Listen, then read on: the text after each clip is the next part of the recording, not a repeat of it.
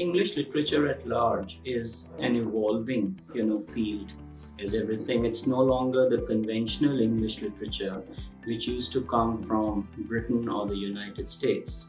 Now it's actually spread well beyond even the what is the British Commonwealth, you know.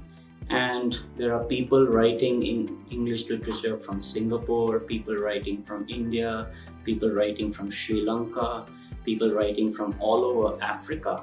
A lot of the great literature is actually coming out of Africa from places like Nigeria, South Africa, and it's reflected this year where two major prizes, the Booker Prize, which is the biggest prize for a novel in English, and as well as the Nobel Prize for Literature have been won by Africans.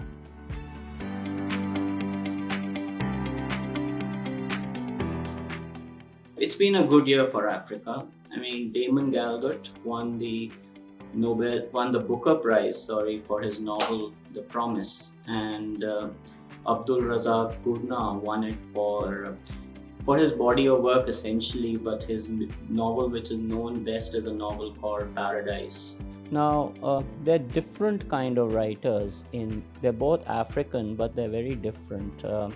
Galgut is a white South African, and Gurnah is an African Arab from Tanzania, So they're both writing about very different societies and writing from very different, sort of viewpoints. Galgut is writing about, in his novel, is essentially writing about South Africa after apartheid, and through the fortunes of one white family, he's written a novel about South Africa's journey from after apartheid, from the 1980s to about, I think, 2016 or 2018. Gurnah's writing is like much more historical, and for example in *Paradise* he writes about how I guess Tanzania would be sub-Saharan Africa, what it would be like, what it was like there before the coming of the Europeans, just before the coming of the Europeans. So it is. So there are two very interesting viewpoints, two very different viewpoints. It's good to see that they have both been honored, in the same year. While Galgut was somebody who had been shortlisted for the Booker Prize a couple of times before, Gurnah was a little bit surprising since he's never won the Booker Prize.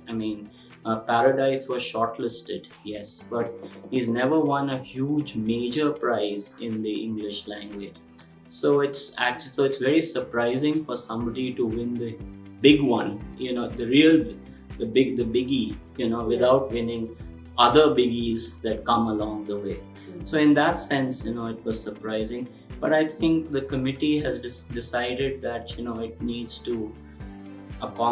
to recognize these different viewpoints as well, and it's a welcome sign since it makes the prize both prizes, Nobel and Booker, less Eurocentric.